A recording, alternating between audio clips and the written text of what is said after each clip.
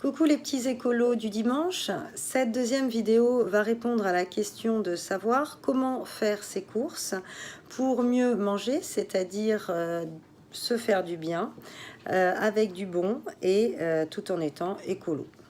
Alors généralement, on va au supermarché et on achète plein de mauvais produits industriels sans savoir ce que l'on achète réellement. Ce sont presque toujours, vous remarquez, les mêmes produits parce qu'on ne peut pas se réinventer chaque semaine.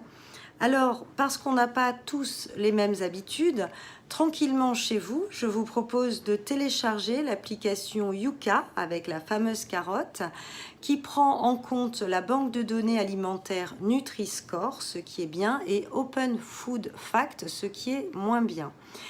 Mais bon, vous gagnerez du temps et vous pouvez à ce moment-là mieux décrypter les ingrédients de tous les produits qui sont industriels. Alors Yuka, ça s'écrit Y-U-K-A.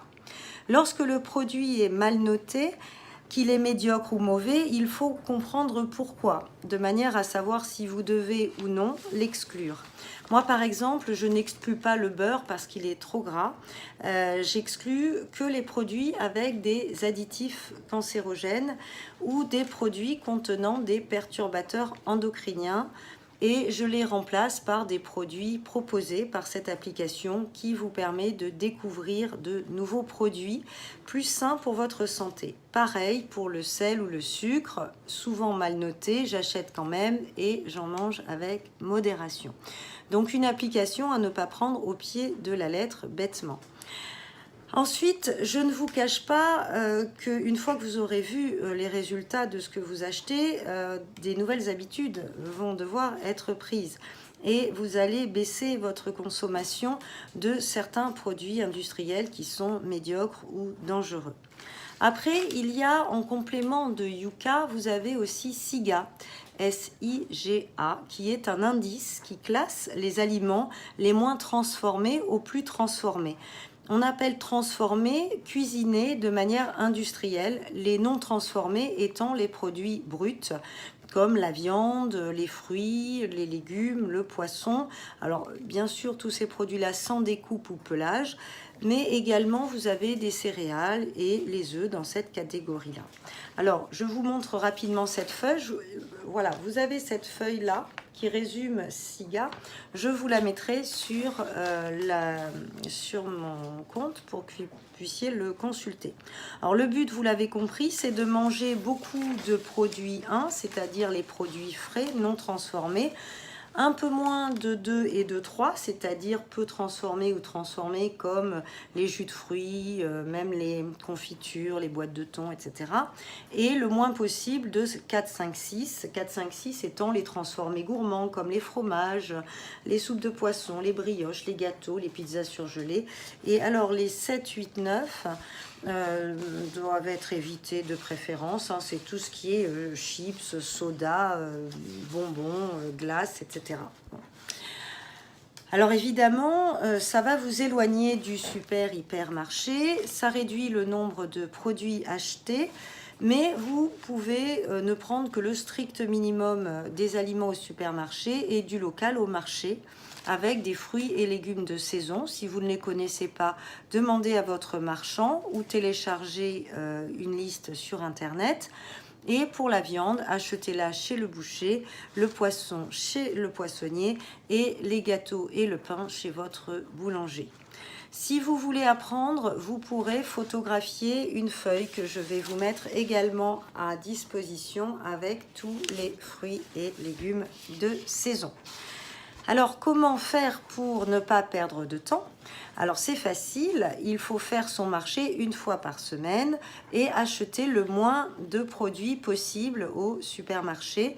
Allez de préférence dans des petits supermarchés ou des supérettes, car il y a moins de monde et donc vous allez ainsi faire moins la queue en réduisant des 2/3 de temps votre week-end passé dans un grand super hypermarché, ne plus acheter des produits en surnombre que vous jetterez ou pire que vous consommerez et qui sont mauvais pour votre santé et celle de vos proches. Pour le plaisir, gardez bien sûr le chocolat artisanal de préférence, les gâteaux de la boulangerie, etc.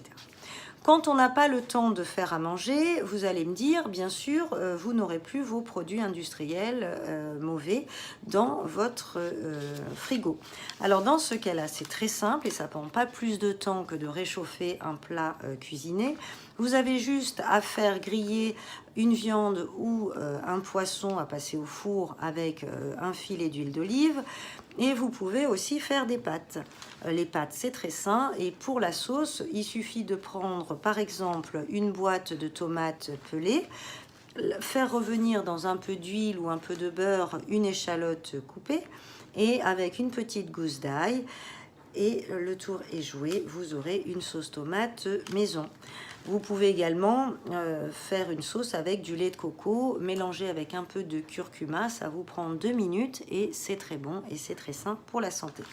Alors, si vous voulez, vous pouvez bien sûr regarder et télécharger sur Internet des petites recettes comme ça, très vite faites.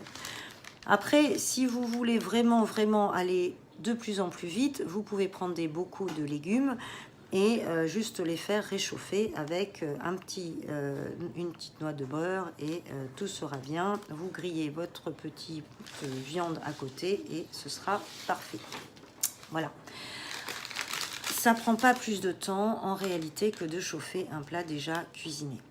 Si vous rêvez de ne plus mettre un pied au super hypermarché, vous pouvez faire vos courses résiduelles sur Internet, c'est-à-dire vous allez juste au marché, chez les artisans, et ensuite vous faites vos petites courses de produits plus ou moins industriels sur Internet. Ça fonctionne très très bien. Et en plus, Internet, bien utilisé, permet de réduire notre impact environnemental. Saviez-vous que le e-commerce présente un bilan positif, contrairement aux idées reçues par rapport à l'achat traditionnel? Il divise par 4 les émissions de gaz à effet de serre.